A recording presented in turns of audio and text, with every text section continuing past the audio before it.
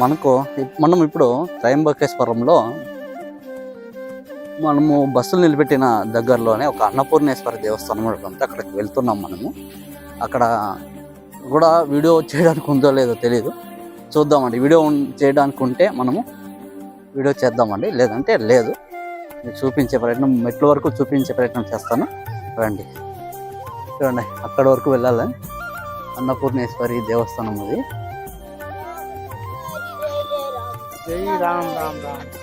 क्या देवस्थान? अन्नपूर्णा माता मंदिर। गांव का नाम त्रयंबकेश्वर। धन्यवाद। रामकृष्ण रामकृष्ण हरि। ఇక్కడ ఉన్నది అన్నపూర్ణేశ్వరి దేవి దేవస్థానం కాబట్టి చూడండి, పాలరాతి విగ్రహాలని ఇక్కడ అంతాను మనం చూడవచ్చు. ఈ పాలరాతి విగ్రహాలతోనే ఈ దేవస్థానాన్ని నిర్మించినారు.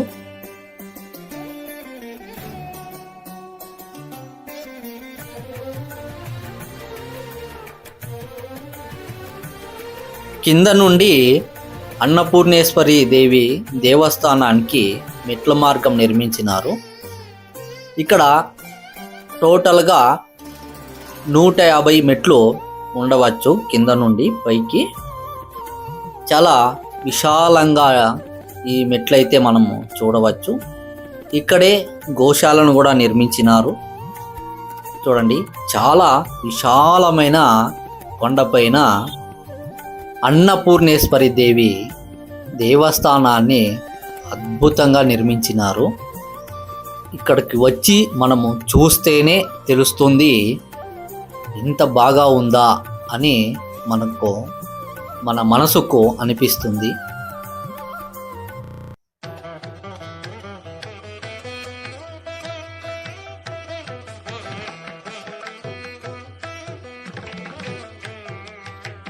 కింద ఉన్న త్రయంబకేశ్వర స్వామి దేవస్థానానికి ఎదురులోనే ఈ మహాతల్లి అన్నపూర్ణేశ్వరి దేవస్థానం అయితే ఒక చిన్న కొండపైన అయితే ఉంది. ఇక్కడికి వచ్చిన భక్తులు త్రయంబకేశ్వరం స్వామిని దర్శనం చేసుకొని ఇక్కడికి వచ్చి అన్నపూర్ణేశ్వరి దేవిని కూడా దర్శనం చేసుకొని వెళ్ళవచ్చు.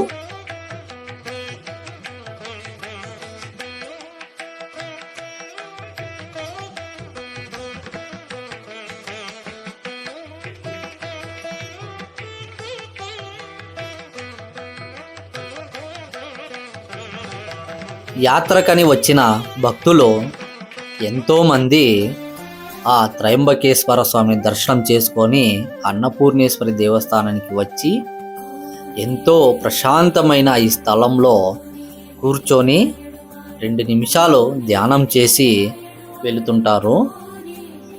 ఆ భక్తులు అమ్మవారి ముందు తమ కోరికలను నెరవేర్చమని కోరుతుంటారు.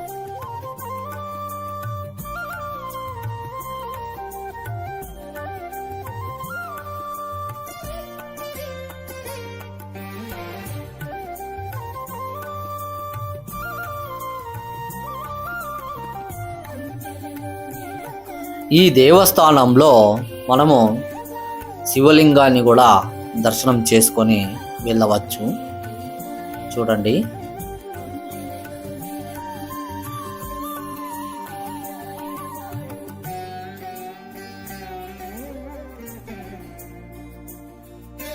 ఈ దేవస్థానం ఆవరణము చాలా అద్భుతంగా నిర్మించబడింది. చూడండి, అంతా పాలరాతితోనే చాలా అందంగా, చూడ్డానికి 2 కళ్ళు చాలవండి, అంత బాగా ఉంది. మనకి ఎదురుగా కానొస్తుంది ఆ కొండపైనే గోదావరి నది పుట్టిన జన్మస్థలం అంట. చూడండి ఎంత బాగా ఉందో చూడండి. నేను దేవస్థానం చుట్టూ చూపించే ప్రయత్నం చేస్తున్నాను. చాలా అంటే చాలా అద్భుతంగా ఉంది. ఈ త్రయంబకేశ్వర స్వామి దేవస్థానానికి వచ్చిన వారు ఈ అన్నపూర్ణేశ్వరి దేవిని దర్శనం చేసుకొని వెళ్ళవచ్చు. చాలా అద్భుతంగా ఉంది ఈ దేవస్థానము.